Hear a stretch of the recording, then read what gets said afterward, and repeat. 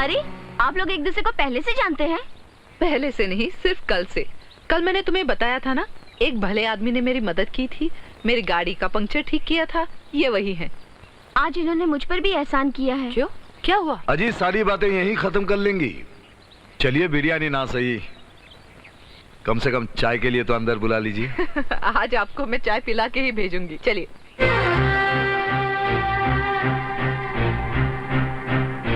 अभी अगर वकील साहब भी साथ होते तो चाय पीने में और मजा आता। लेकिन उनको तो अब तक आ जाना चाहिए था। क्यों भाभी? अरे जहां भी होंगे फोन करके बुला लीजिए। नंबर तो आपको याद होगा नहीं, मैं बताता हूँ। 9820 छक्का छक्का छक्का चौका चौका। हेलो। हाँ मैं पूजा बोल रही हूँ। हाँ पूजा बोलो। भैया आज आपको एक खास आदमी से मिलवाना चाहती हूँ। आज उन्होंने मुझे कुछ गुंडों से बचाया। कौन है वो? अब मैं क्या बताऊँ वो कौन है?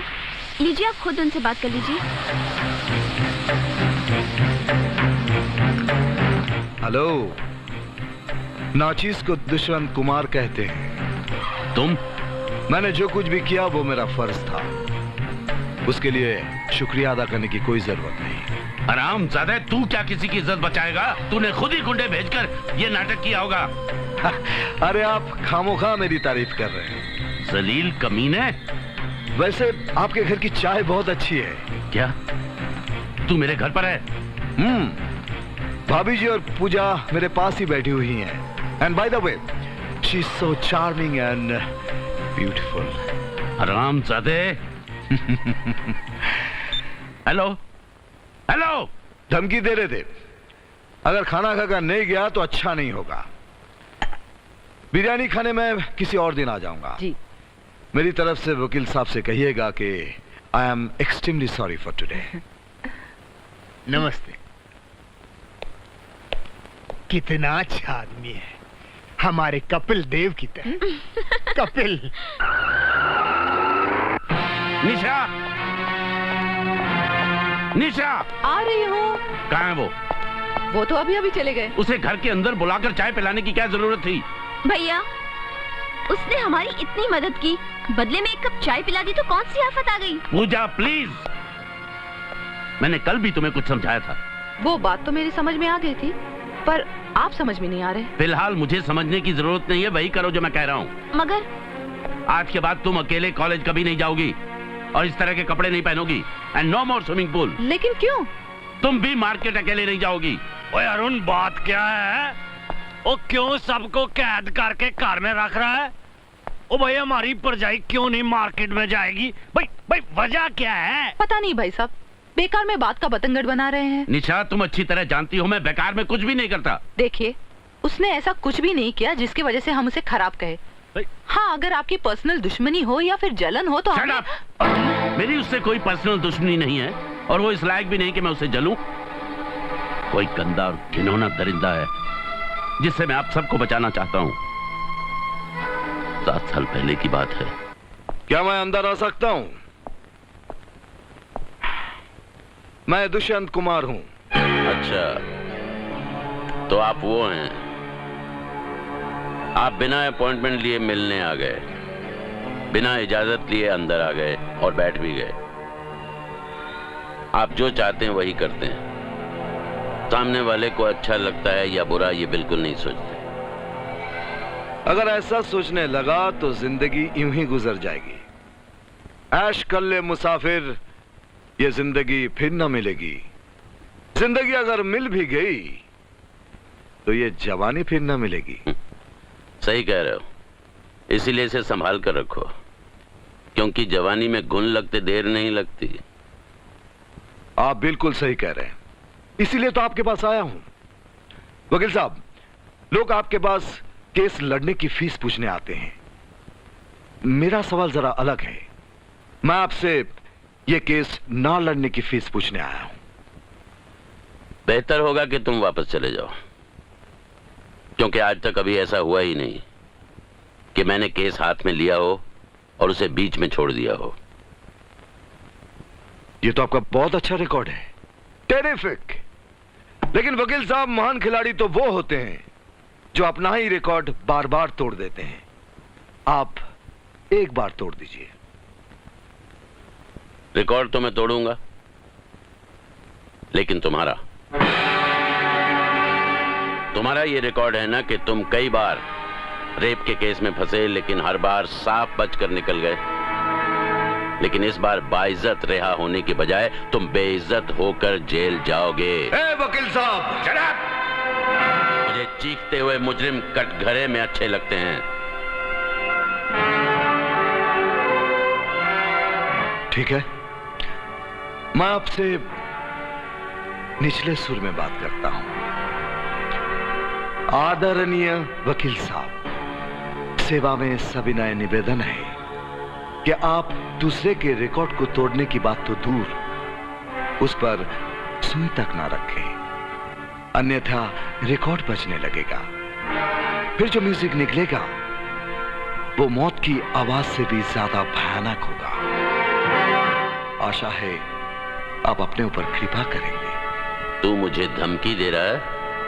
आउट! आई से गेट आउट! जैसे प्रभु की आज्ञा।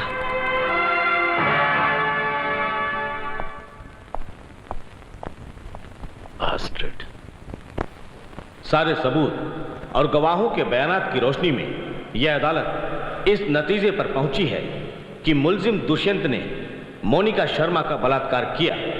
लिहाजा यह अदालत उसे दफा 376 के तहत 7 साल की सजाए बामुशक्कत देती है।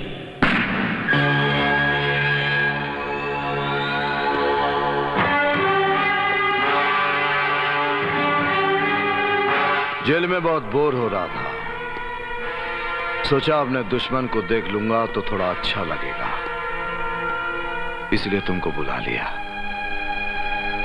मेरी तुम्हारी कोई दुश्मनी नहीं। दुश्मनी हमेशा कानून और मुजरिम के बीच होती है। कानून से तो मैं निपट लेता, बीच में तुमने जो गद्दारी कर दी। मैं हमेशा से कानून, इंसानियत और सच्चाई का साथ देता रहा हूं। तुम्हारे ये डायलॉग गूंगे हो जाएंगे जब 7 साल बाद मैं बाहर आऊंगा। इज्जत के बहुत बड़े ठेकेदार बन रहे हो ना, याद रखो, इस बार मैं तुम्हारे घर की इज्जत पर डाका डालूंगा। तुमको और तुम्हारे कानून को छक्के की तरह तालियां बजाने पर मजबूर कर दूंगा। ना तुम जी पाओगे ना मर पाओगे।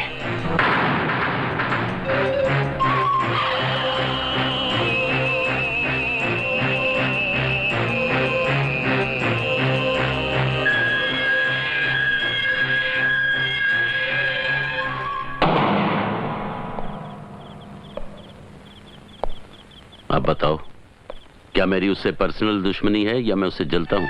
सॉरी अरुण, भैया मुझे माफ कर दो। लेकिन आपने हमें ये सब कुछ पहले क्यों नहीं बताया? मैंने सोचा वक्त गहरे से गहरे जख्म भर देता है, क्यों बेकार में तुम लोगों को बताकर टेंशन दूं। करतार, ये दोनों मेरी आंखें हैं और वो इन आंखों पर ही वार करना चाहता है। उसे रोकना होगा। उदिता मैम, मेरा यार जसपाल जो था ना, वो हॉकी का बड़ा अच्छा खिलाड़ी था। वो ये कहता था कि attack is the best defence, समझा? बस ये समझ लीजिए कि वो इंतकाम की आग में जलकर पागल हो चुका है। देखिए, आज तक मैंने कानून की रक्षा की है, अब मैं चाहता हूं कि कानून हमारी रक्षा करे। कमिश्नर साहब, वफादारी का बदला ना मिलने से आदमी गद्दार हो जाता है। मेरा यार जसपाल कहता था। Good morning sir. तुम इनको जानते हो? ओहो, तो आपने मुझे इनसे मिलाने के लिए बुलाया है, शुक्रिया। ये तो बहुत ही अच्छे आदमी और मशहूर वकील हैं, मैं तो इनकी बहुत ही इज्जत करता हूँ। Shut up! Mister Arun, sir बैठ जाइए। आपने मुझे सिपाही के जरिए बुलाया और यहाँ कुछ बोला तो शट अप। आखिर मैंने किया क्या है सर? इनकी शिकायत है कि तुम इनसे इंतकाम लेना चाहते हो। इंतकाम? तौबा तौबा, ये बिल्कुल गलत बात है सर। सर आप इनसे पूछिए, मैंने इन्हें या इनके परिवार को कभी तंग किया है या परेशान किया? पूछिए इनसे। इसने अभी तक ऐसी हरकत तो नहीं की है सर, लेकिन इसने होटल के अंदर मुझे बर्बाद करने की धमकी अपनी जबान से दी थी। साहब, उस दिन इनकी शादी की सालगिरह थी और इनके खाने का बिल मैंने चुकाया था।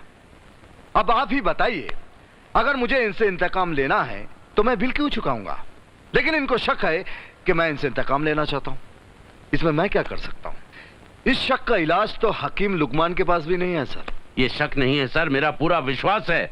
ये आदमी बहुत चालाक है और ये सच्चाई को तोड़ मरोड़ कर पेश कर रहा है। Shut up! इन्होंने मुझे शट अप कहा था, मैंने भी शट अप कहा, बराबर हो गया। वैसे भी कानून की नजरों में सबको बराबर का अधिकार है। वकील साहब, ये कमिश्नर साहब सिर्फ आप अकेले के ही नहीं हैं, और वकील होने के नाते अगर आप ये समझ रहे हैं कि आप कानून का सहारा ले सकते हैं, तो मैं भी कानून का सहारा ले सकता हूं। अगर आपने मुझ पर झूठा इल्जाम लगाकर मुझे परेशान करने की कोशिश की, तो मैं दफा नंबर 500, 501 और 502 के तहत आप पर मानहानि का दावा करूंगा। Do you understand? Mister Arun, आप उसके खिलाफ एक सबूत भी नहीं पेश कर सके, इसलिए मैं उसके खिलाफ कोई कार्रवाई नहीं कर सकता। आपके लिए एक मशवरा भी है कि आप बिना सबूत के किसी पर झूठा इल्जाम मत लगाया कीजिए, वरना आप खुद मुलजिम ठहर जाएंगे।